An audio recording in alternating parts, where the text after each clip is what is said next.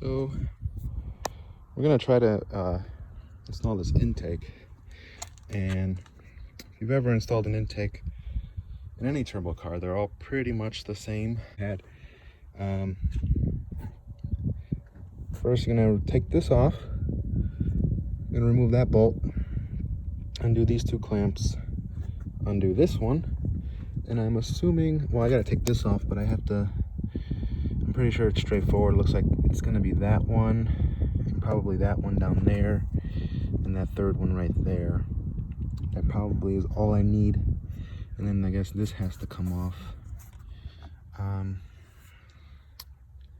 never put it on this car, but we'll see what happens. Okay, so at this step, I just wanted to make note, you will need a very long extension. This one and this one are both 10s. Actually, everything so far has been a 10. I got that one, this one down here, and this one I'm not sure if I have to take out yet, so I haven't gotten to it. To get this part off, you're gonna need to, mine was extremely tight. I had to pry it off with a flathead screwdriver. But now we're gonna take care of that one. And then the pipe itself should come off. And then this box, which is the stock air box, we'll figure out how to get this off. Same with this. I guess this directs the air into the air box, but we'll see. We'll see what happens. Be right back. All right, so I got this off. This is just, you just press the centers of the tabs, it comes out. I don't know how to get this out. I'm not even sure if this is supposed to come out. It's this whole piece that wraps around underneath this frame. I'm assuming that you keep it in. I mean, it's not getting air from anywhere, and it's not doing anything, or like hurting anything, I don't think, other than just being there, which kind of bothers me. But I guess when I go to put on the blow-off valve, the bumper will be off, and at that point, I guess I'll just take it out then. As for the intake itself, don't forget this clamp. That one was a little more difficult than this one, because it's so small.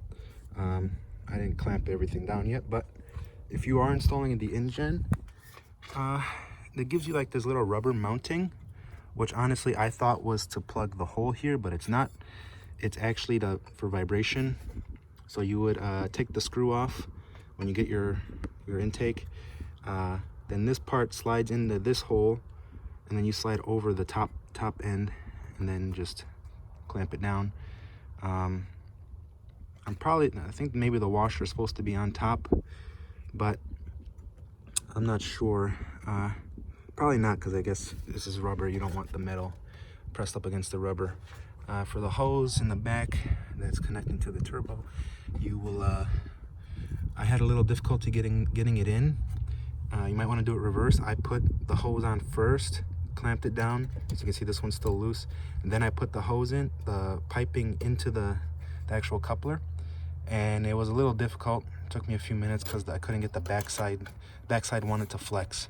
One thing the notes, instructions say is to try not to get it to rest on your line right here, which I don't know if there's a way. Mine has that rubber piece on the top, so if someone can tell me, give me some advice on how to get it off of that. If the instructions say to try to keep it from sitting on there, then best try to keep it from sitting on there. But otherwise, it's pretty much done. I just got to put on the filter, clamp the hoses down, tighten that one, and it's pretty much good to go. This is actually probably the easiest intake I've ever put in any car. Everything was pretty accessible. As for the cover, it's literally just those two posts and then these two posts. So those two and these two, just pop it up, comes right off. Other than that, it's pretty much good to go. For the clamp in the back on the original piping, I actually dropped the screw. I'm pretty sure it'll fall off eventually. You don't have to undo the entire screw, and I would suggest getting some pliers, because in the back mine was pretty rusted and I had to actually physically like remove the metal locking clamp. Just a heads up in case you guys go to do this. I'll give you guys a sound clip once it's all good to go. Be back. All right, let me try to give you guys a sound clip without my phone falling.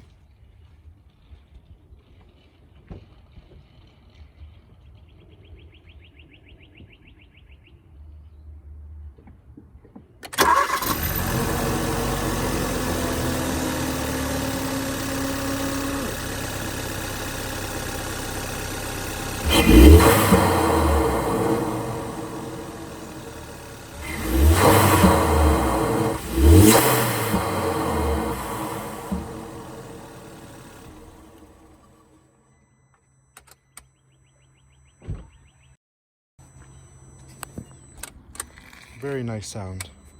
And while I was finishing this up, FedEx came when I was finishing up and brought another thing, which actually will give me some power gain. This is HPS. This is the what is this? The hot side pipe underneath the car to the intercooler. I'm hoping I can find a regular intercooler, because I really don't want to install the front mount on the Veloster. I actually like the sleek look without the front mount in, but if I have to do a front mount, then that means that this part will be for nothing, although I know this will actually give me some feeling of a gain in power, as the intake is more just noise. Anyway, if you like this video, if it helped you at all, like, subscribe, follow my Instagram. Have a good day.